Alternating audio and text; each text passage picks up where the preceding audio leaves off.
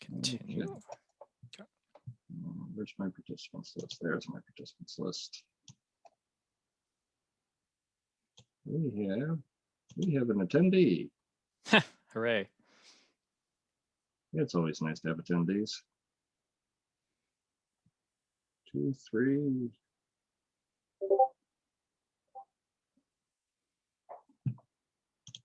Video. We got 3.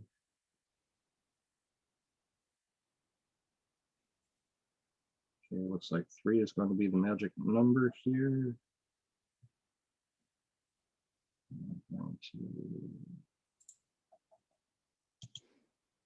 That's your Discord, right? That's not mine. Yeah. Yeah. Stop share. And it's all yours. All right, cool. So can I see who's here? I guess it'll just show under participants. All right, so I'll hop into it. So hi, folks. I'm doing the State of VR panel virtually, which is not VR, but it's close. I've done this the past couple of years for anyone who may have come to that. So what I'm really going to do this year is just kind of talk about some of the changes that I've seen in the virtual reality space as far as like tech and stuff that's come out, and probably show some images just to kind of go along with that. And then I'll probably just answer questions if people have them, because I'm not going to go too long. This is my first time doing one of these virtual panels. So I guess it's normally I would start by asking you guys, like, you know, what you know about VR, if you have a VR headset, if you've done any played around with it at all, so I could kind of get a feel for how much you already know. So I'm not just basically telling you stuff that, you know, you're aware of. But I guess to start, share my screen here and we'll see if this works. The biggest change this year has been the launch of the Oculus Quest 2, which you can see here, hopefully. The Quest came out, I think it was either last year or the year before. It was really a game changer, the original Quest, because this is completely self-contained VR. You do not need a PC to use it. You don't have a wire tethering you to that PC. And you can basically just paint your space and be in virtual reality pretty much anywhere. If any of you guys have seen Ready Player One, it's pretty much that, except the tech isn't quite as advanced. So the thing with the Quest 2 that came out this year, or I guess actually it's last year now. It's only February. It was a very long 2020. Last year, the biggest things was it had a huge upgrade in visual fidelity. So it's much more cool looking inside it. The other big thing was actually the price point. The original Quest, the Quest 1, was $400 when it came out, and other competing headsets like the Vive, as an example, which was not a wireless headset, which is a wired headset, which connected to your PC, was $600. Plus, you know, a grand or so PC. And of course, the Quest 2 is now $300, which is actually cheaper than you know, some of the modern game consoles. So the fact that the Quest 2 is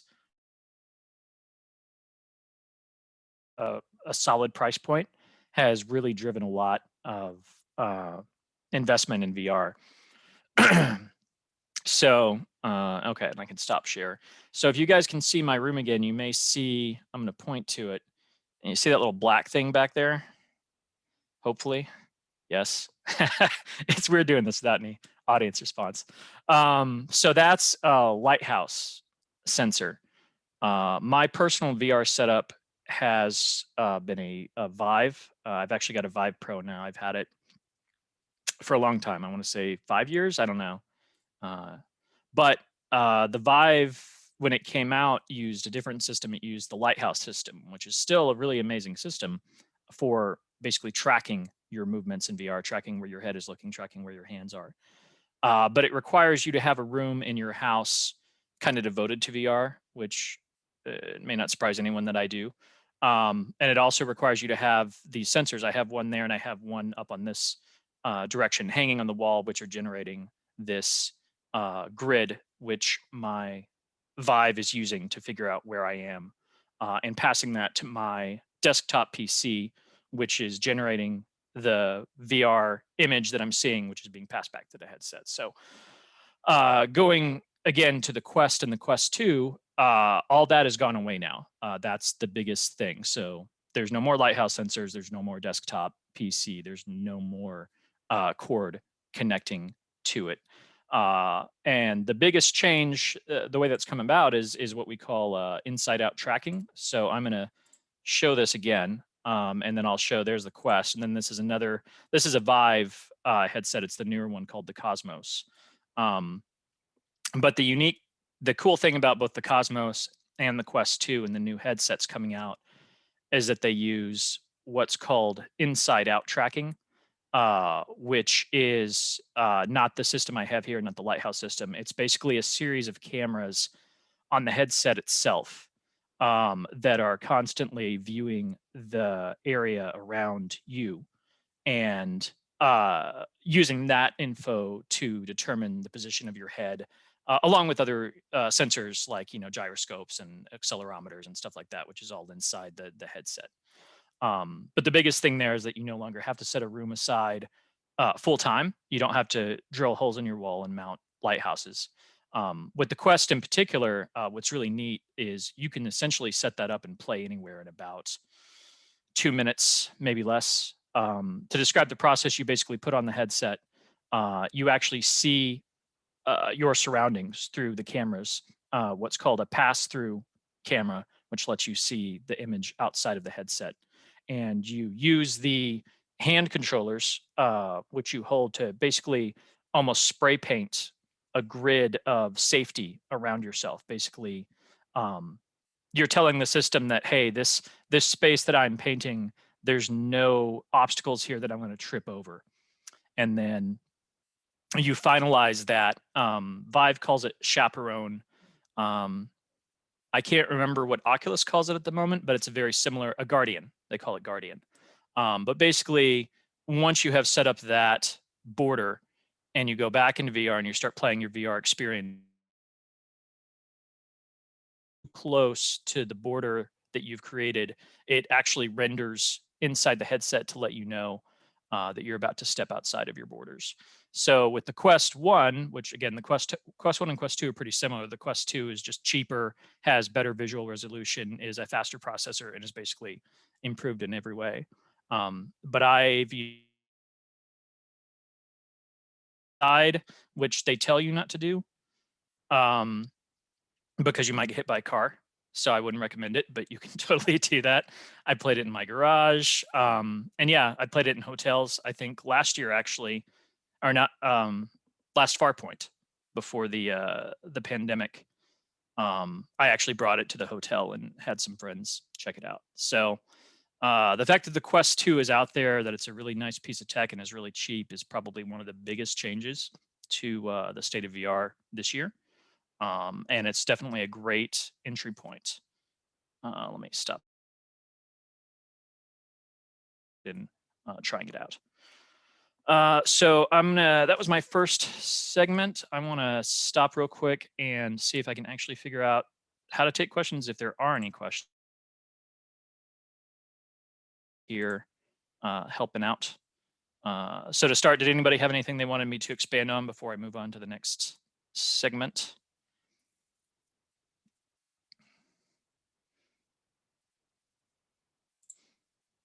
Don't think so. Okay, cool.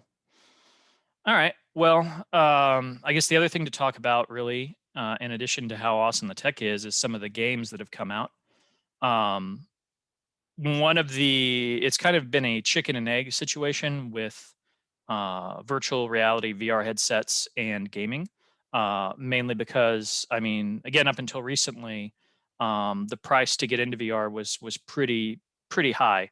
You needed a very expensive desktop computer, you needed a very expensive headset, In many cases, you needed a room that you could set aside for your VR sessions, all of which was really cool for a very, very small subset of people who play games. And for that reason, there weren't a lot of what's called AAA developers. Those are the big developers in the video game space. They weren't really making VR titles because the cost of making a AAA game is so incredibly expensive, and the audience of people who actually had VR headsets at that time was small enough that they were not going to get a return on their investment. Um, that started to change, especially once, for anyone who's unfamiliar with kind of the VR players, one of the first VR players was a company called Oculus. They're the ones who made the original Oculus Rift and make the Quest and Quest 2. They were purchased by Facebook for, I think, a couple of $1 billion, a lot of money. And so Facebook has kind of made Quest and Oculus their platform and have thrown their considerable megabucks behind it, including making AAA games. So the past year, VR, there's been a Medal of Honor game that came out in VR, or it's either Medal of Honor or Call of, for anybody who develops those. There's been, obviously for me the big one was Skyrim VR, which I still play to this day. I played probably 600 hours of Skyrim VR, which is pretty crazy. I have it, modded. I have an insane amount of modding on it, but the level of immersion it produces is pretty great. I can basically talk to the characters. There's a mod that lets you basically does voice recognition. So when you speak to an NPC in Skyrim, I literally just speak the line aloud and they respond, and it's like I'm having a conversation with them. There is a mod that adds a full body, so I can actually see my body in game. I'm going to go ahead and share something else here in the photos. I actually have, we'll see if people can see this. That is my tact suit, which is a tactile suit that I actually wear in VR. So it's just like Ready Player One, you can actually feel it. It's not nearly that immersive yet. It's basically just a bunch of sensors or vibration engines that go off. But the level of immersion that this when it's raining in Skyrim, for example, I can feel little taps all over my body from the raindrops. And like when an enemy NPC shoots me with a spell, like say a lightning bolt, I get kind of an impact right in the center, and then it spreads out. As an initial impact, and that spreads out across me. When a explosion goes off nearby, I can feel the vibration on the vest, and when something smacks me, like an enemy comes up and smacks me, I again get a little thump or whatever. So something like a tact suit, which works with Skyrim and a number of other games, is a really cool addition to immersion. And obviously, that's just kind of the tip of the iceberg. There's another suit that came out called the Woojer, I think, Woojer, which uses coils to induce vibrations, which is supposed to be really cool. Oculus, of course, is experimenting with. I talked about these last time. They're still in development, but they have a glove that you wear that has, and so as you close your hand, those pistons can tighten up so that you feel like you're getting resistance. So you can grab objects. They have a fabric that can simulate heat and cold. So if you can put your hands near a fire, you might start to feel like you're feeling the heat. So all of these developments are coming along to make these games more immersive. But yeah, so I mentioned Skyrim, another really big game that came out recently for anyone who's a fan of Half-Life, that series. They came out with Half-Life Alyx, which actually puts you, it's a full VR experience, I think a good 10 hours, designed by the folks at Valve. And it's an incredible game. It's really one of the best experiences you can have in VR, especially if you like to have head crabs leap at you like in real life. Pretty immersive. So where we are now in regards to virtual reality is really it's really starting to blow up beyond where it was. It's still niche, but not nearly as much as it was. Um, with the Quest 2 install base in particular, Oculus doesn't really release those numbers, but they've been really hard to get. And Steam, at least, Steam is a platform which allows you to basically download games, and you can play them both on Quest and on Vive, whatever system you have, or any of the others.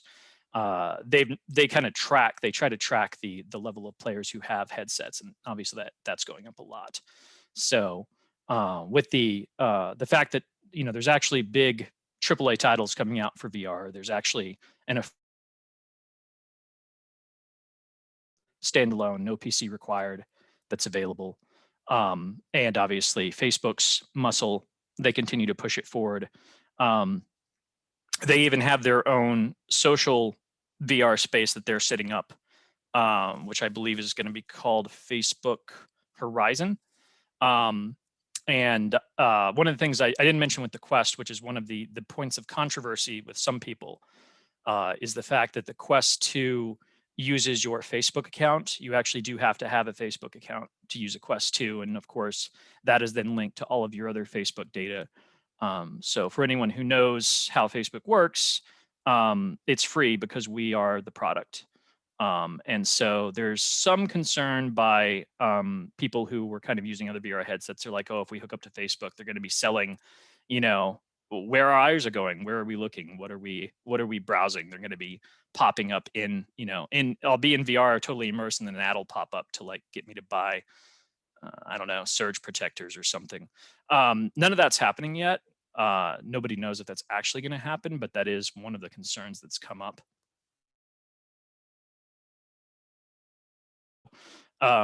Because it's all speculation. That's not really something I'm going to talk about, other than to say that people go both ways to say, oh, this is a big problem. Other people are like, Facebook has everything anyway. Why do we care? But that'll up as the Facebook ecosystem continues to expand.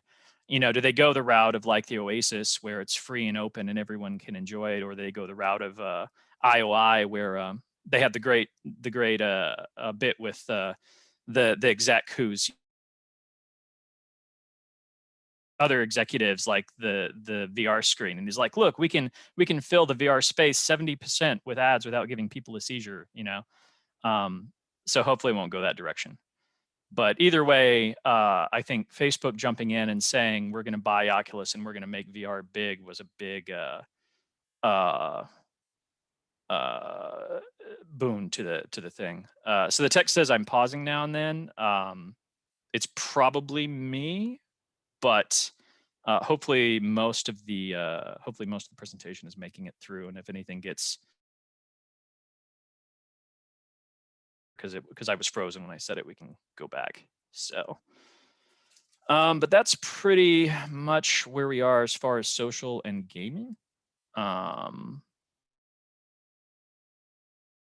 much done with the presentation. And when we do these in person, I would generally just talk for about 20-25 minutes and then just chat with people the rest of the time. So we can do that if we want, or we can just call it. It's up to you folks. So but yeah, okay, so I saw Martin in the chat just mentioning the pauses. So do we have any questions so far? Anything from what I've gone over? And Martin, if you're watching that and seeing questions that I'm not seeing, let me know.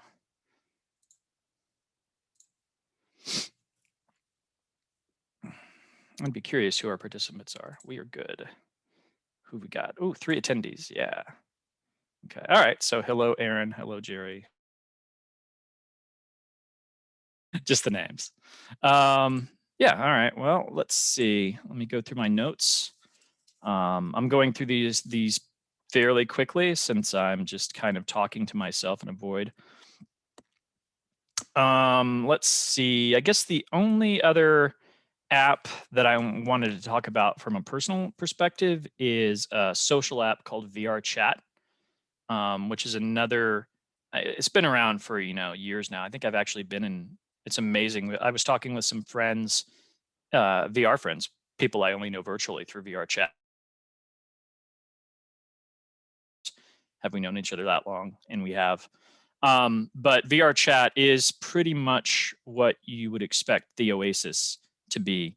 There are insane amounts of IP violation. There's people wandering around with avatars from all sorts of movies and anime, and just their own avatars too. The interesting thing about VR chat, the thing that I tell people um, when I'm explaining it for the first time, is in all the the books I read, like Cyberpunk, books about the future, about VR, none of them mentioned the sheer density of anime girls that would be in social VR. That was a surprise to me. So I would say in social VR, especially in VR chat, you can create your own avatar. Everybody has their own avatar, uses avatars that are available in the space, and it's at least 50% anime girls, both men and women. They just love them. Part of it, I've tried to figure out why this is. I personally, I don't think there's anything wrong with it. I just find it amusing. But one of the interesting bits, I think, is that cell shading in particular, if anybody is familiar with that term. If you're not, it's basically creating a computer model, but putting a texture on it so that it almost looks like a cartoon. In VR, especially, I mean, obviously the visual fidelity is improving, but when it comes to avatars that really pop, that really look amazingly cool in the space, cell shaded avatars look really good. It's just very bright, solid colors, really solid outlines. They're just visually neat. And so pretty much all the anime girl avatars are like that. And so I think that's one of the things that makes them so popular. Um, a lot of people who are in VR chat are also very advanced as far as their ability to do custom animations and custom scripting for their avatars. So quite often, you'll see an anime girl avatar, and then it'll pull out like, I don't know, 27 different chain guns and do a little spin and start dancing and firing off fireworks or whatever. People will do all these incredibly cool random things. And so I think for some people, it's almost, you could imagine it like custom cars, like people who enjoy fixing up cars and making them like hop up and down and, have lights or whatever, like in Fast and the now their custom car, and they're putting all these cool features into their avatar to show it off to other folks. Um, but yeah, other than the anime girl thing, which is a surprise, VR chat probably, they actually they release their stats, but I want to say just offhand they have hundreds of thousands of worlds that users have generated, that you can just go to. So if you have a VR headset, you hop into VR chat, and there's these thousands of worlds you go in. And it's just, wow, I can walk around in this space. There's a guy, his handle is Lakuza, and he has created a number of super amazing, incredible worlds in VR chat. And one of which is called Luxurian World. It's a theme park based on Final Fantasy 13. That's like Westworld. So it's like Westworld meets Final Fantasy 13. So you arrive on a train, you can walk around this massive park. There's all these quests to complete.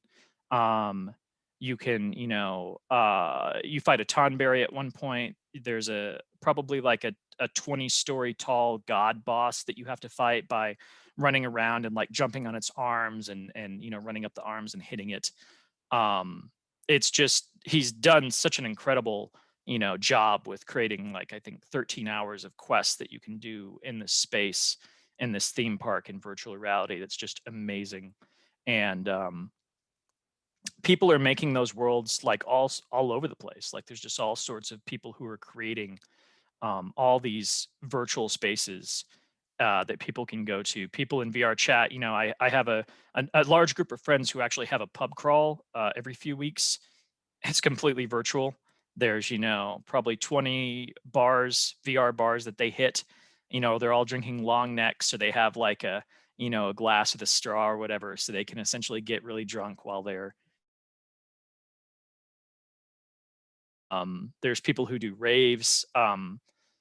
One of the many cool things about VR chat specifically, and other areas, but they actually support trackers there are these additional devices called Vive pucks, but it's basically an additional tracker. By default, a VR headset will track your head and your hands.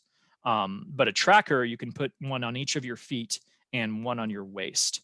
And that data is transferred in real time across the internet to everybody else in the VR space who's watching you, so they can see your full body.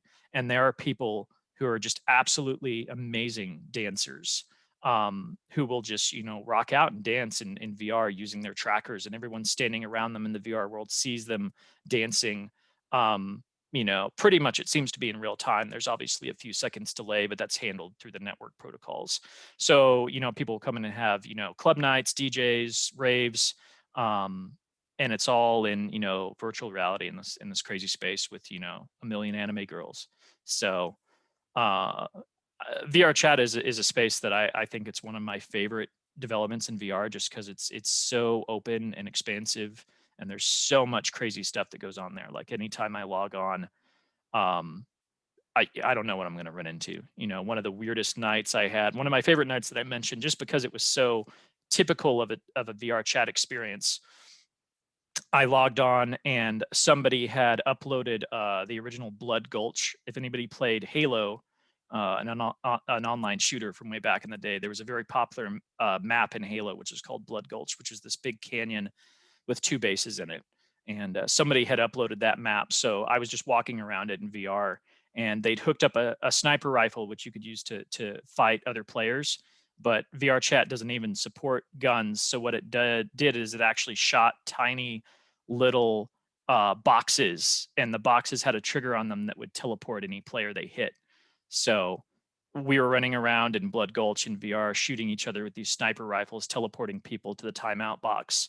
Up until somebody turned into I guess they had a 20-foot Ronald McDonald avatar.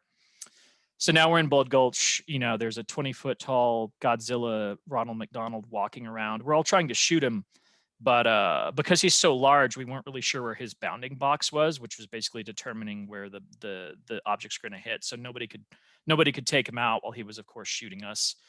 And then another player, I guess, had an avatar where they'd built in the moon from Majora's Mask, the Zelda game.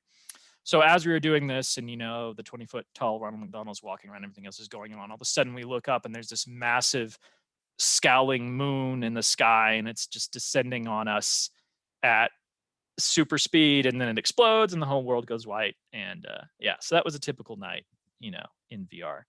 So yeah, so VR chat's a pretty cool space. There's a ton of stuff going on there. Um, Obviously, with any social space, there can be issues with harassment, which you do have to watch out for if that's something that bothers you. But one of the things that VR chat does really well is they give you a ton of options to deal with people who are being disruptive or annoying.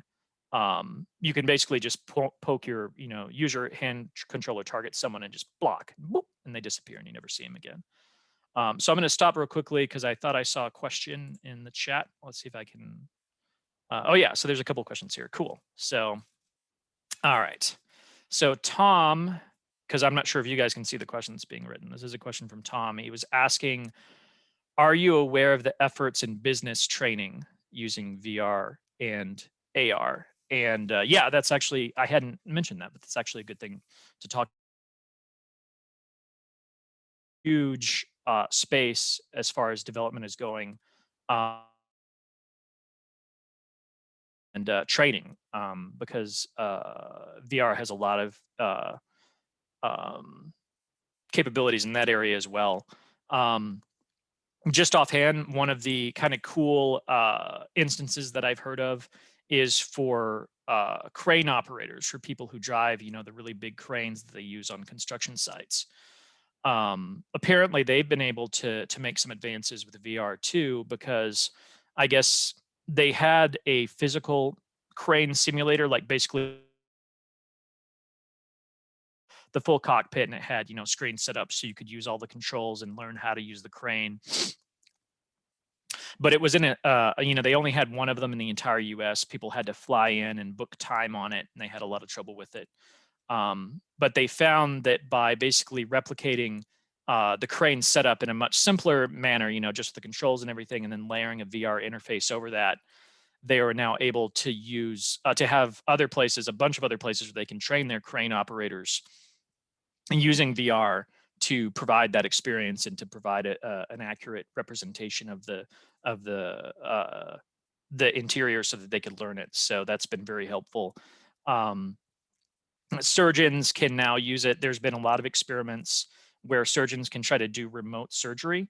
That's not technically virtual reality. Typically, they're using cameras and in some cases AR. So to define AR for anyone who doesn't know, it's augmented reality. And all that means is typically you're wearing either a headset or a set of glasses that can generate images, and you're seeing the world around you. So you're still seeing the street or your room or your house, but then you see virtual things in that environment, which is actually incredibly cool. If anybody has, I think even a 3DS, a Nintendo 3DS did this very early, where you could point the 3DS. It actually works on your cell phone too. You could point your cell phone or your 3DS at a desk or a card, and you would see like a little character run out and jump around through the video. And I know it's actually on cell phones too, because my wife downloaded one that's pretty cool that basically sticks. It makes it appear like there's animals in your house, so you could have a picture of your kid, and then there's like a lion standing by them that's generated, and you can, at least looking through the cell phone or the headset, you can walk around and see it from all different angles. Um,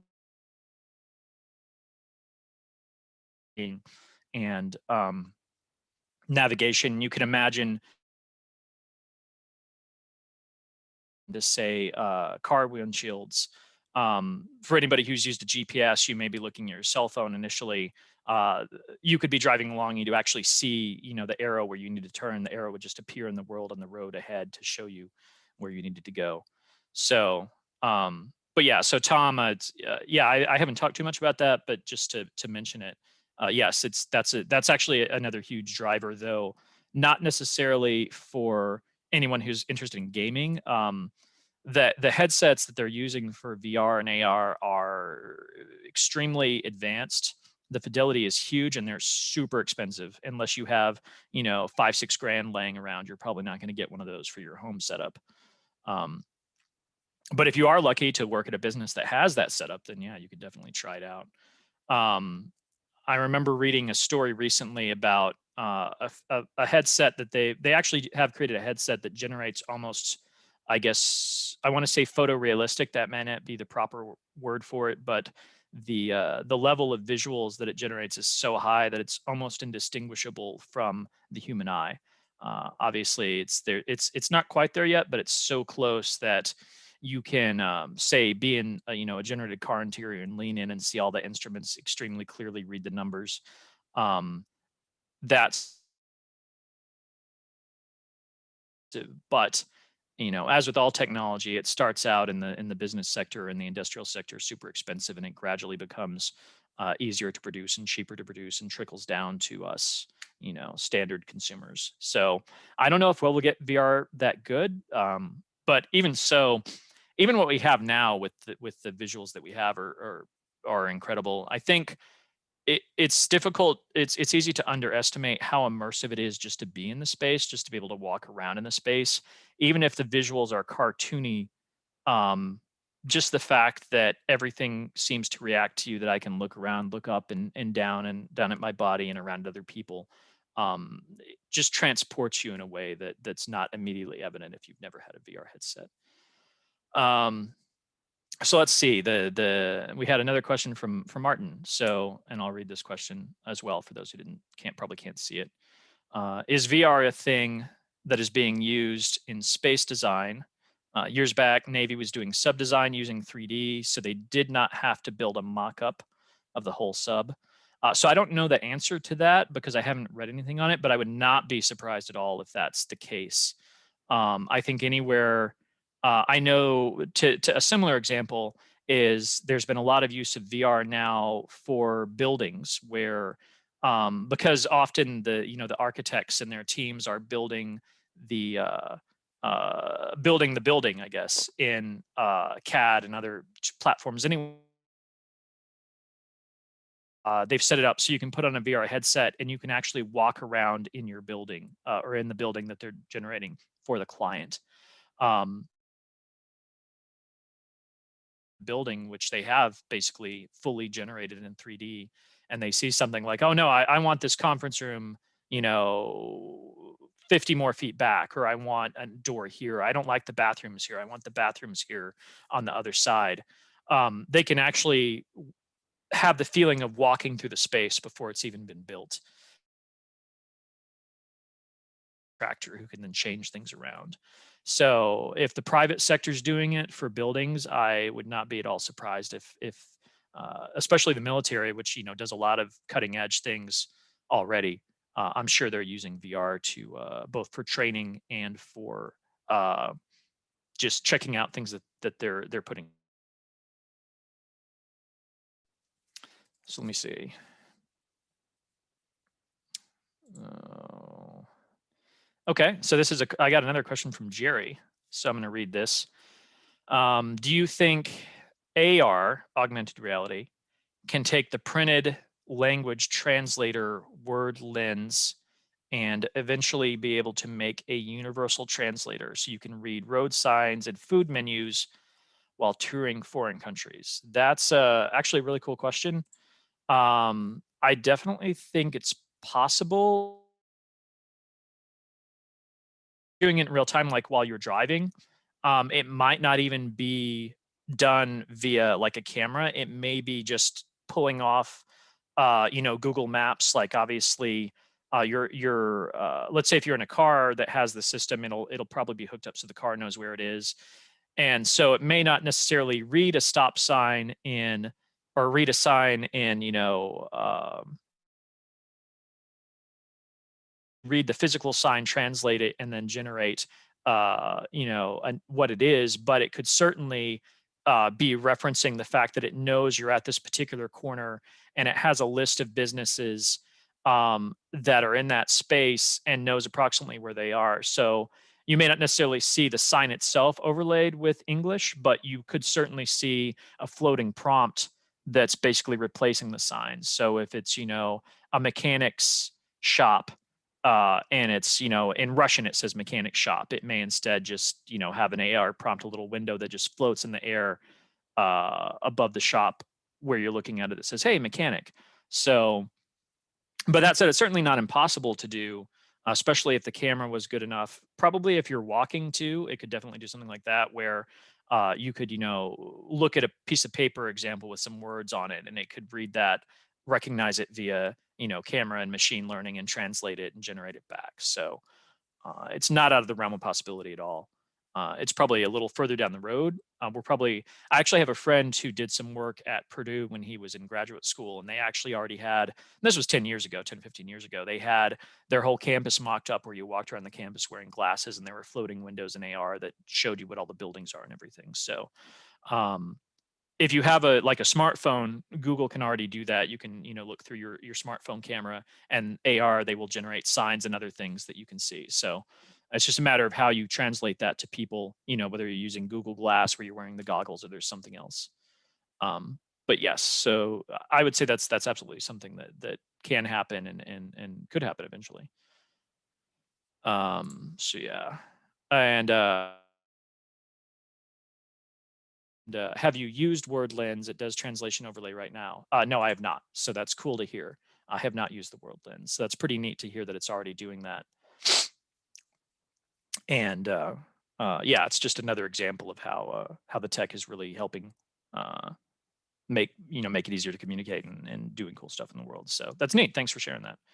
All right, we had another note from Tom where he mentions in a seminar that I attended recently, they talked about the auto designers were using VR to check out their designs rather than building physical models. And yeah, we talked a little about that earlier where we were talking about how business is using it. But yeah, cars are another great example.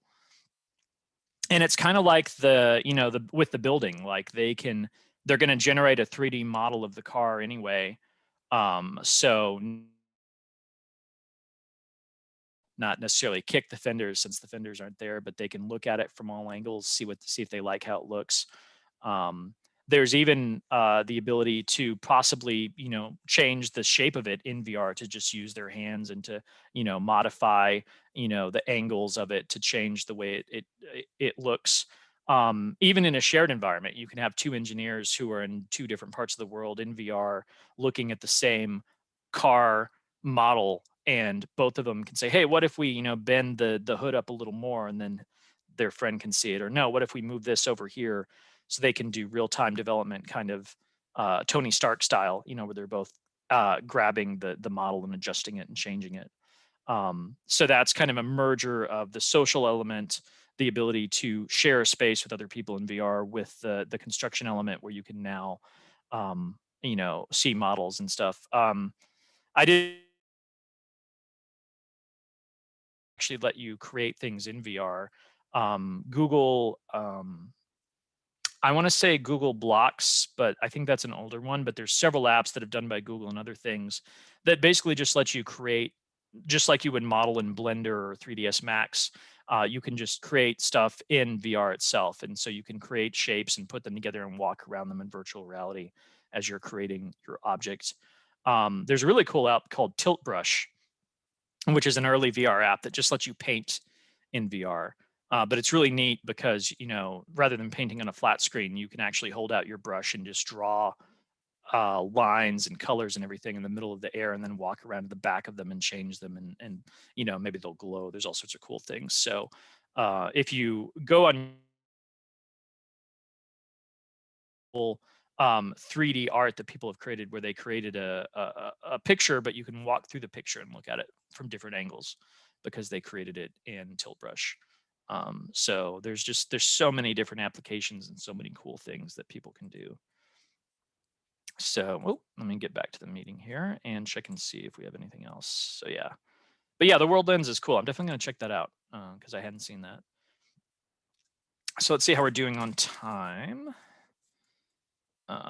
Okay, so good. We're wrapping up. It's been a pretty good discussion. Some stuff they didn't know. Hopefully you didn't know all this stuff, or hopefully it was good to get some perspective. Yeah, so I think that's about it from me. So if anybody else has anything else they want to bring up for like a last topic, I'd love to talk about that. Or if anybody just has questions or comments that they want to provide.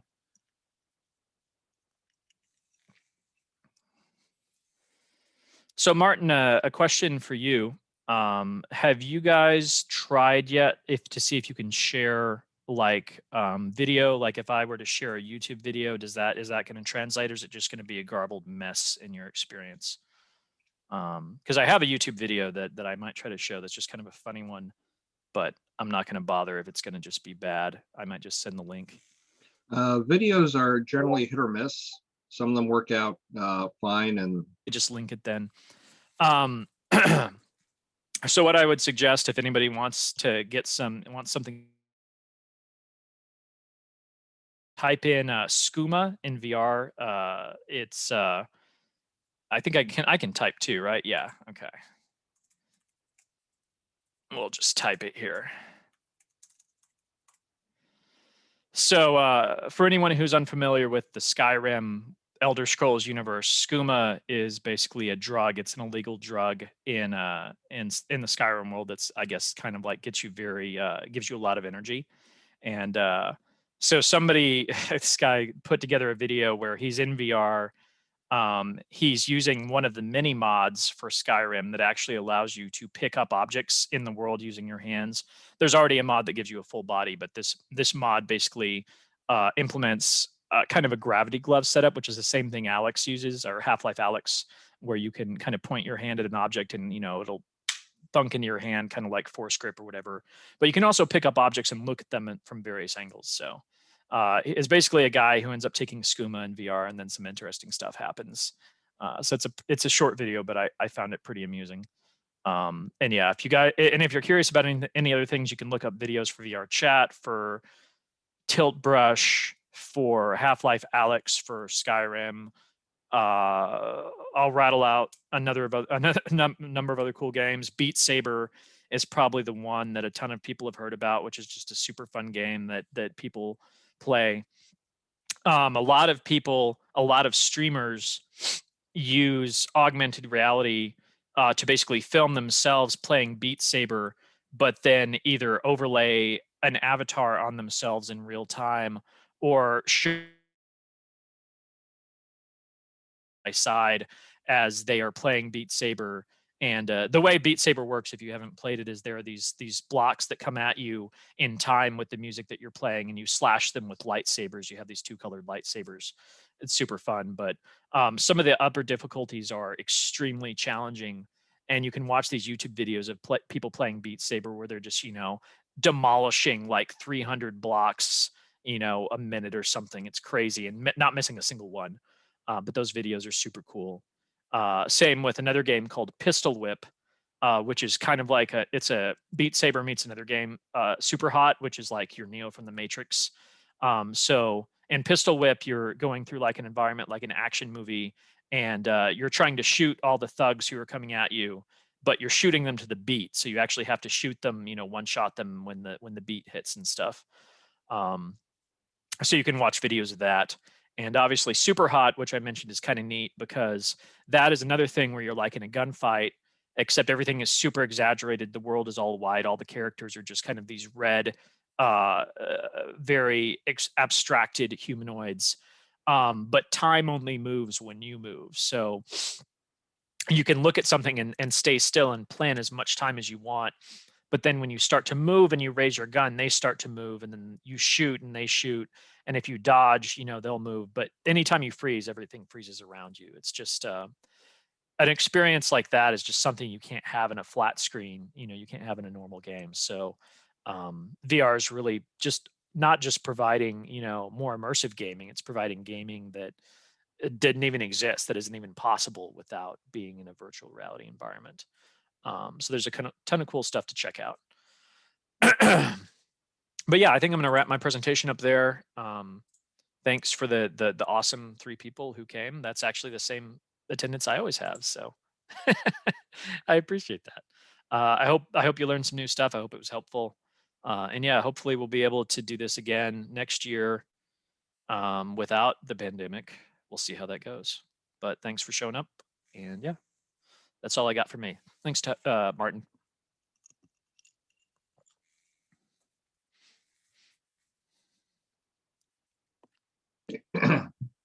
And thank you for a wonderful discussion there. Sure.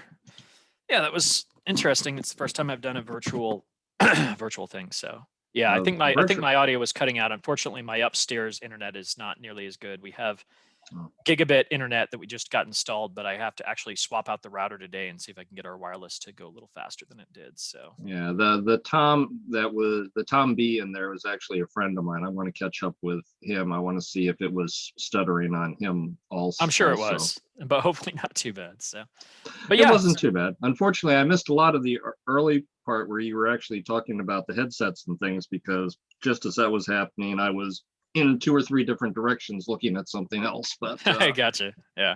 But actually, the reason I brought up the thing about space design, you need to go back, God, maybe 30 years ago.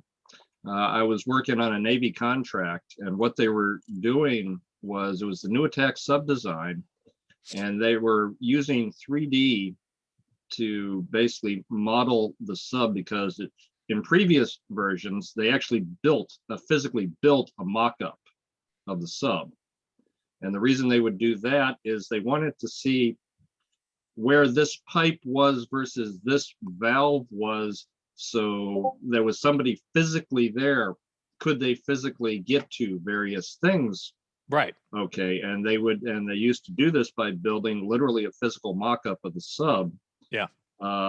30 years ago, they built the control room as a physical mock-up, but the rest of the sub, they were trying to use 3D to design it.